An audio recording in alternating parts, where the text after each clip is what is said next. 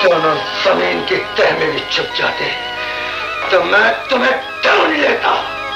तुमने हमारे खानदान की इज्जत का बर्बाद किया है। अस्सलाम वालेकुम नाज़रीन, मैं तारक सानी ते तुसी देख रहे हो मेरा यूट्यूब चैनल रैबर एंटरटेनमेंट प्लस। मेरे एक वीर ने फरमाइश की सी कि सुल्तान राय दी फिल्म आग दे बारे सानू मालूमात दी जाए और तुसी यकीन करो 10 तो 15 दिन मैं इसनू सर्च करता रहा और सर्च करने तो बाद काफ़ी मुश्किल तो बाद मैनू ये फिल्म मिली, क्योंकि मेरे वीर ने फरमाइश की सी।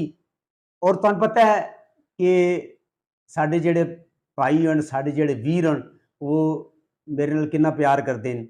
मैं क्या मेरे वीर ने फरमाइश की है तो वो फरमाइश पूरी होनी चाहिए है। तो उसकी फरमाइश उत्ते अज जी फिल्म मैं लैके तुहाडी खिदमत हाजिर होया, उस फिल्म का नाम है आग। 21 दिसंबर 1989 बरोज जुमा रिलीज होने वाली।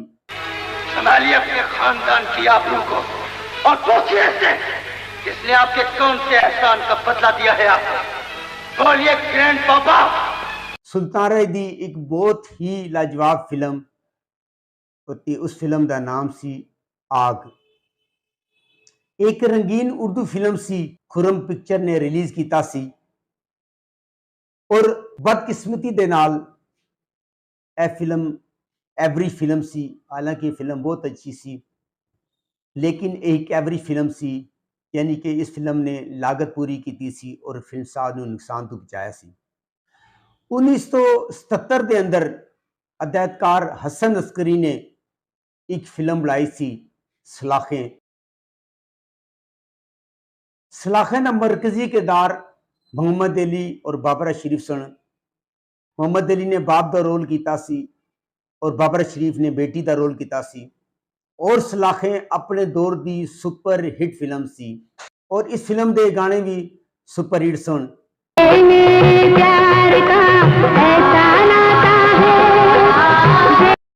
हिदायतकार हसन अस्करी ने इस फिल्म की कामयाबी तो बाद वो ट्रेन चलाने की कोशिश की है और उस कास्ट में लैके फिल्म आग बनाई। आग वो कामयाबी हासिल ना कर सकी जिहड़ी कि सलाखें दे हिस्से च आई सी। इस फिल्म के अदाकार सुल्तान राय, इनके तह में भी छुप जाते, मोहम्मद अली, अगर जीना से बुला, बाबरा शरीफ, शायद आसिया, तुम फिर आ गए, हम अभी पुलिस को रिंग। रेहान, हनीफ, जमशेद अंसारी, दिलदार परवेज भट्टी और मिर्जा शाही। हदायत हसन अस्करी, फिल्मसाज हसन अस्करी और म्यूजिक एम अशरफ। शहर सौंड कतीर शफाई ते मसरूर अनवर, गुलकार नाइद अख्तर, मेहदी हसन और ए नियर। कैमरामैन परवेज खान सन। इस फिल्म का एक गाना बहुत ही मशहूर होया, वो सी मैं तो जला ऐसा जीवन भर। मैं तो चला ऐसा जीवन भर क्या। इस फिल्म के अंदर एक नवे एक्टर आशर नूं चांस दिता गया सी बतौर हीरो, लेकिन चूंकि फिल्म कोई खास कामयाबी ना हासिल कर सकी और उसके बाद वो एक्टर भी मैनू किसी फिल्म में नजर नहीं आया। नाज़रीन, इस फिल्म के अंदर सुल्तान राय ने जिमी का करैक्टर अदा किया है और तुहानू तो पता ही कि जिस फिल्म में सुल्तान राय होवे वो कम अज कम इन्ना होंदा है कि अपनी लागत पूरी कर जाती है। सुल्तान राय ने जिमी के रोल विच बहुत ही शानदार एक्टिंग का मुजाहरा किया है।